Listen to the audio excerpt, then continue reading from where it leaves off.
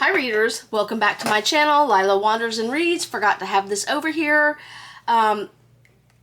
Lee here, and welcome to my weekend books. This has been a weird reading week. First of all, Monday through Wednesday were part of April. I skimmed the books I finished in April in my April reading recap. I say skimmed through. I told you what I thought about them, I think, but I'm going to do a deeper dive now. And then Thursday and Friday were part of May, or the beginning of May, or both.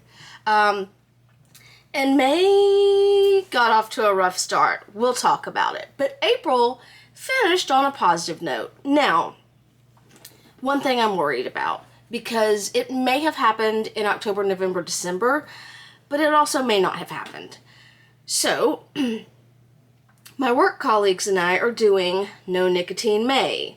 This makes the third time since October that I've tried to quit smoking, and my fear is because one of the side effects for me of not smoking is I feel anxious. It's hard for me to settle because usually come in at the end of the day, pick up a book, have a cigarette, a glass of wine, and I relax. Well, I don't have that trigger now. When I want to relax, what I used to do to relax, even on the weekends, without a glass of wine, is I'd do chores for an hour and then I'd go outside and read a book and smoke a cigarette. Well, now, what do I do if I don't do that? I just keep doing chores and chores and chores and I can't find a way to relax. So it was hard for me to settle into a book. And I wondered, is it because of the smoking? Is it going to ruin my being able to read? But I don't think so now. And I'll tell you why when we get there. But let's finish off April. So in April, I spent some time in the woods, on the page at least. And one of the books that I read, one of the last few books I read, was Lost on a Mountain in Maine by Dawn Fender as told to Joseph B. Egan. I'm going to read the back of this to you. When 12-year-old Don Fendler gets tired of waiting for his father and brothers to join him on the summit of Maine's highest peak, he decides to find his own way back to camp. But Don does not expect a fast-moving fog to obscure his path, knocking him completely off course. He doesn't count on falling down an embankment that hides him from sight. Well, of course, the fog had also hid him from sight. And he could never have imagined taking a wrong turn that leaves him alone to wander aimlessly for nearly 2 weeks in the empty mountain wilderness. I think it was like 9 days. A true and inspiring story about a boy's harrowing journey through nature's unforgiving terrain. This was really good. It was 91 pages long. Look, this happened in 1939, so the writing is dated. It's what you would expect from 1939. Some of the people that complained about this on the internet, which, people love to do, complained about the writing being dated because his exclamatory comments were like, boy, or Christmas. And somebody got mad that he called his mom mommy and he was 12. I know grown women who've called their dad daddy until their dad died. So just because something isn't the way it is in your family does not mean it's that way in every family. Anywho, it did take me a minute. The boys and the Christmases kind of got in my way for a minute, but when I kind of settled into, this was 1939, he was 12, he was from a very religious family. He prayed in the morning and he prayed in the night every day of his journey that he could decipher, because he did hallucinate for a minute or two. And once I settled into it, I was like, okay, this is who that kid is. He's a child. One woman also got mad that he didn't make any bargains with God on what he would do if God got him out of there. Okay. Anywho, I do recommend this. I read this because of and 2 other books, one fiction, one nonfiction, about people who got lost on a mountain in Maine. And it's just miraculous that this young boy at 12 managed to survive 9 days and make it to safety on his own, and he kind of rescued himself or found society himself before anybody could find him. Highly recommend. It's a really short read. There's a movie about it. I'm on the fence about the movie, but I'll let you know.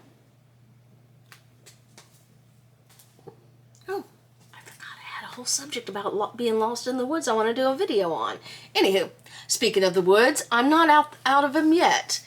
The next one I read was What the Woods Took by Courtney Gold.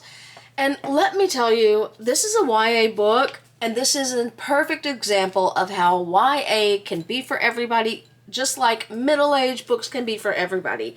And I just really adored this. Devon Green wakes in the middle of the night to find two men in her bedroom. No stranger to a fight, she calls to her foster parents for help, but it soon becomes clear that this is a planned abduction, one everyone but Devon signed up for. She's shoved in a van and driven deep into the Idaho woods, where she's dropped off with a cohort of equally confused teens. Finally, two camp counselors inform them that they've all been enrolled in an experimental therapy program. If the campers can learn to change their self-destructive ways and survive a 50-day hike, 50 days, yeah it was, through the wilderness, they'll come out the other side as better versions of themselves, or so the counselors say. Devon is immediately determined to escape. She's also determined to ignore Sheridan, the cruel-mouthed, lavender-haired bully who mocks every group exercise. But there's something strange about these woods. Inhuman faces appearing between the trees, visions of people who shouldn't be there flashing in the leaves. And when the campers wake up to find both counselors missing, therapy becomes the least of their problems. Stranded and left to fend for themselves, the teens quickly realize that they'll have to trust each other if they want to survive. But what lies in the woods may not be as dangerous as what the campers are hiding from each other. And if the monsters have their way, no one will leave the woods alive. Clever, moving, I want to say funny, but it's not really funny. I totally enjoyed What the Woods Took. This is told from several different perspectives. Devon and then another young boy, I forgot his name, Ollie, who's taken at the same time or just before Devon by the therapist or the whatever. I thought it would bother me. It did not bother me. The transitions were smooth. Again, I really enjoyed this book. I'm so glad I finally read it, and I highly recommend it. It reminded me a little bit of Stephen King's The Outsider in one way, but I can't tell you what that way is. But it is not that book. It is completely different. It's just a fresh take on the woods, being lost in the woods story.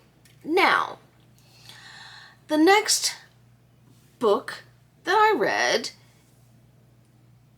also took place in the woods, also took place with a group of people not taken, but going to a camp for the summer at their parents' request.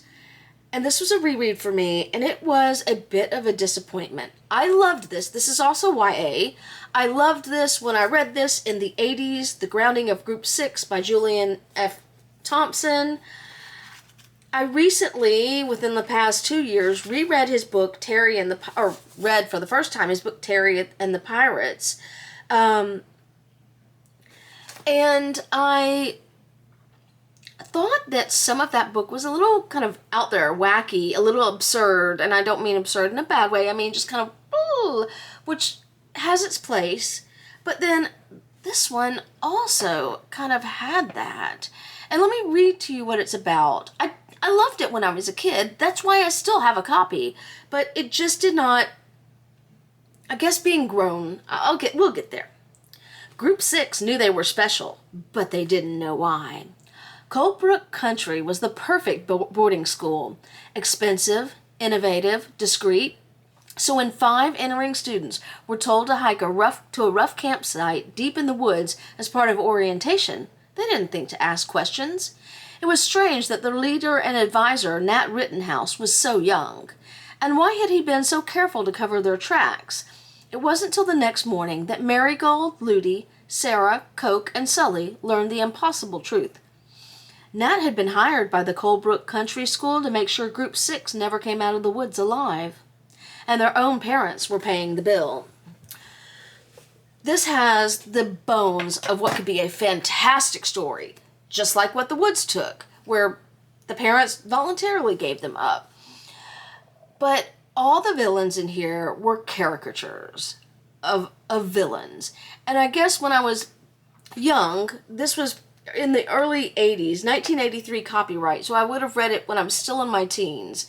That probably was okay with me. Now I understand that villains are a little bit more nuanced, and sometimes you don't know who the villain is.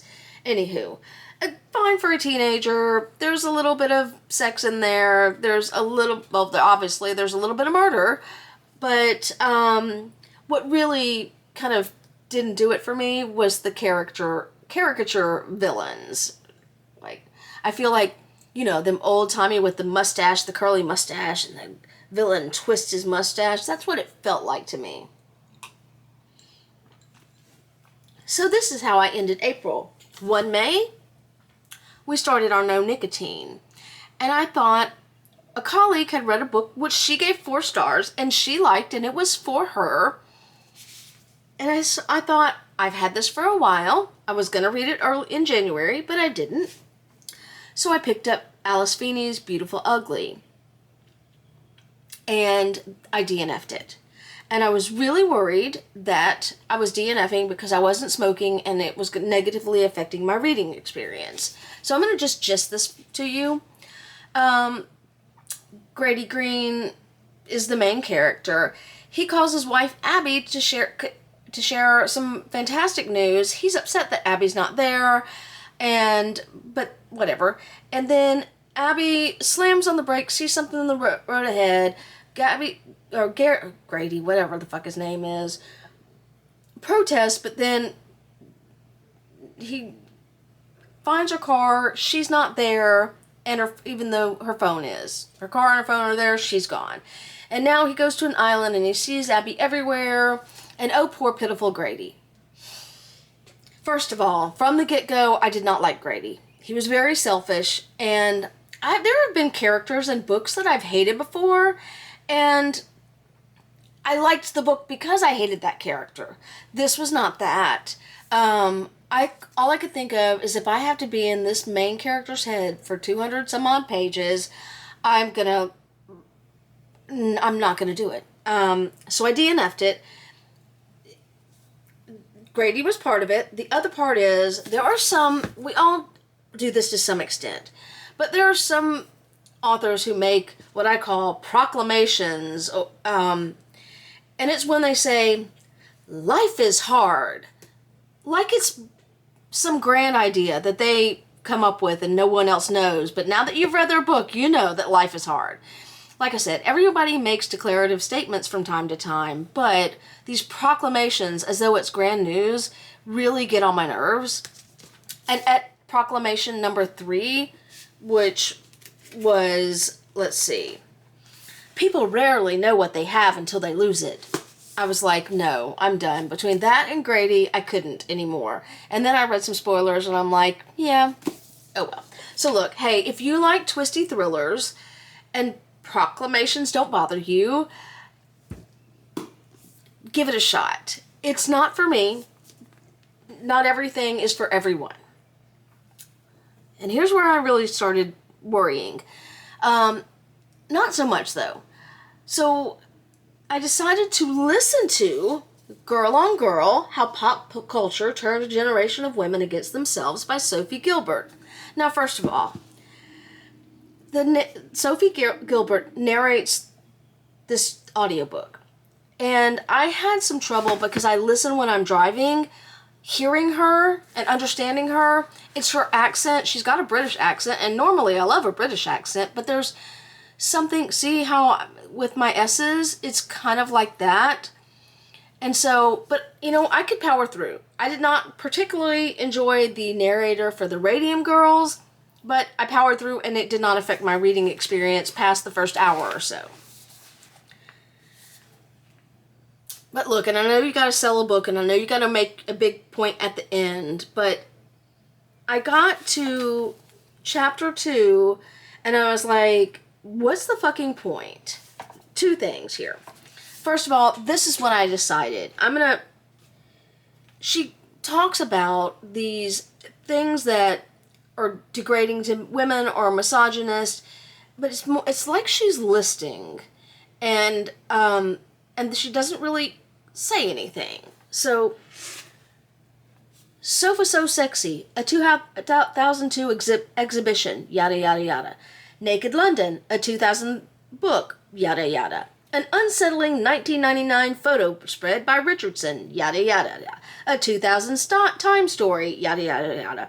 In their 1997 spring-summer runway, yada yada. In 2001.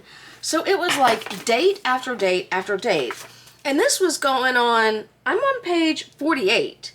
This has been since the start of the book. And I was like, I couldn't anymore. Because she would list these things that happened, but not make a broad point. The second thing, which is a huge thing for me, is that she talks a lot so far, and throughout this book, I'm sure, because she says she's going to, about pornography. But she doesn't define what she believes is pornography, or she doesn't define pornography as anything at all. And I wanted that definition from her, because if you don't have a definition of pornography, then anything can be pornography, and everything is pornography, and that is dangerous to a free society. Look at Moms for Liberty, who've decided that a book about a penguin with two dads is pornography. So, look, I am anti-misogyny, I'm anti the patriarchy,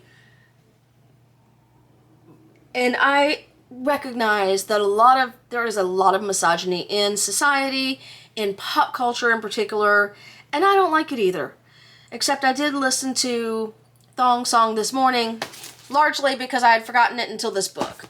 But the two things just disturbed me. If you're going to make a point about porn, define it and be specific in how you say that porn influenced Naked London or whatever. Otherwise, it's just a little too vague for me, and I do not need to hear a list of dates of everything that happened from 1990 to present, because I've lived it and I remember. Anywho, I hate that. I may go back later on and read the ending to see if she sums it up.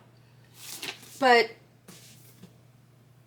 yeah, I just couldn't listen to a bunch of dates without any meaning or point behind them. So,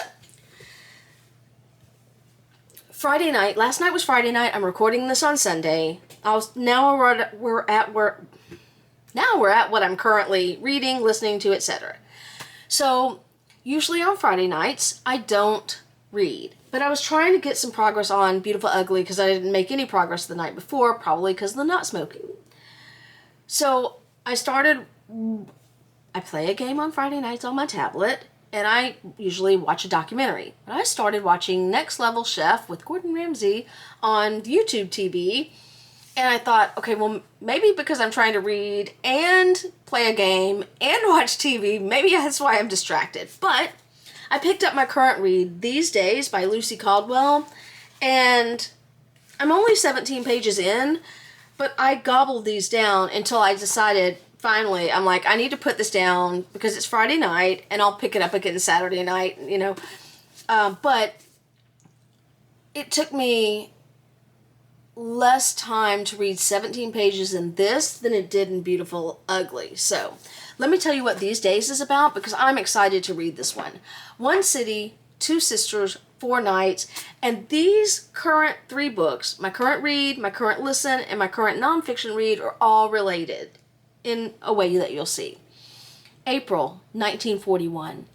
Belfast has escaped the worst of the Second World War so far. Over the next 2 months, it will be so destroyed from above that people will say in horror, "My God, Belfast is finished." I'd like to read more about this because I've never read about Ireland or technically it's not Ireland, it's technically part of the UK, Belfast, from the World War II perspective. Many won't make it through, and those who do will forever be changed. Living amid the rubble are sisters Emma and Audrey. One is engaged to be married. The other is in a secret relationship with another woman. As the bombs fall and tomorrow feels further and further away, these young women must grapple with the cultural expectations standing firm around them and try to seize control of their destinies. After all, Emma thinks, if one is to survive, one must survive for something. Featuring the voices of the community, from their mother to the wee girl down the road, These Days is a timeless and poignant tale of interrupted girlhood, life under duress, and the struggle to stay true to ourselves. I really look forward to reading this. So, before I decided on this, but after I picked up or put down Girl on Girl, I knew pretty quick what my next listen audiobook was going to be, and that is The Third Reich in Power by Richard J. Evans. This is the second in a trilogy. Earlier this year, I listened to The Coming of the Third Reich, also by Richard J. Evans. This is The Third Reich in Power. This starts from, bear with me. I'm not going to read you the back of this because it's about World War II. So this starts around the Night of the Long Knives. That's what the first chapter is called. So we're like in the early 30s, 1933. And it ends in the fall of 1939. Because the next book in this trilogy is The Third Reich at War. Yes. So I will probably listen to that. Maybe not next, but soon after, but this year. Anywho, I like this. This is right up my alley. It's about a 31-hour listen. I've got a 4-hour road trip coming up, so I should be able to get through a chunk of this. I'm really looking forward to it. Now, unintentionally, I'm not sure why I picked this up next after I dropped Girl on Girl, but I don't know. Maybe I was thinking about it. I'm a little loopy. My current non-fiction read is Agent Zoe. This ends in the fall of 1939, either right as or shortly thereafter Germany invaded Poland. This is about a World War II resistance fighter who is Polish. So this book starts early on in 1939. The first chapter is Born to Fight, March 1909 to September 1939, because this is about Elżbieta Zawaka, who was known as Zoe. She's a resistance fighter. The first chapter covers really her early life up until Germany invades Poland, and then we will find out what she does. I believe I featured this in a book haul because this is on the short list for the Women's Prize for Nonfiction, and I will let you know what I think about it. Anywho, so I'm feeling promise for May for this. If I sit down and read, I think it'll be okay. I was a little bit rattled when I had 2 DNFs back to back, because early on, like before I DNF'd Beautiful Ugly, I actually DNF'd Girl on Girl because I was listening to this, and I listened to it all the way to work, and then I started listening to it on...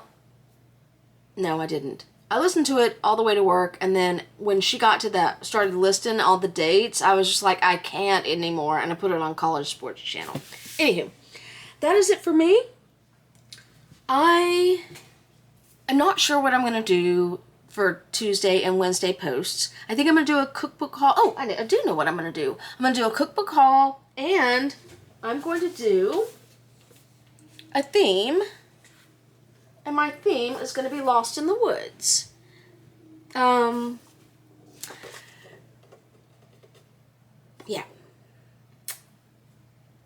So, last admin thing. I am on my shorts and on Instagram those are all kind of like 2 weeks behind, if not more, which is why I don't get mad if I don't read on a certain day, because I've got probably 2 weeks full worth of content just for the shorts in the mornings. So if you see something here that I talk about in 2 weeks there, that's why. I'm going to try to get better about doing links or related videos or whatever. And I do have something I'm going to try for next week on Shorts and Instagram. It won't come out for 2 weeks, but I've got something going on this coming week, and I'm going to try to do some videos, definitely shorts, and maybe some longer form videos for next week. We'll see how it works out, because there's going to be a lot going on. Anywho, I'll let you know, and I don't know why I'm reaching for a remote. That's it for me. If you've made it with me this far, as always, thank you for sticking with me on my journey, and happy reading.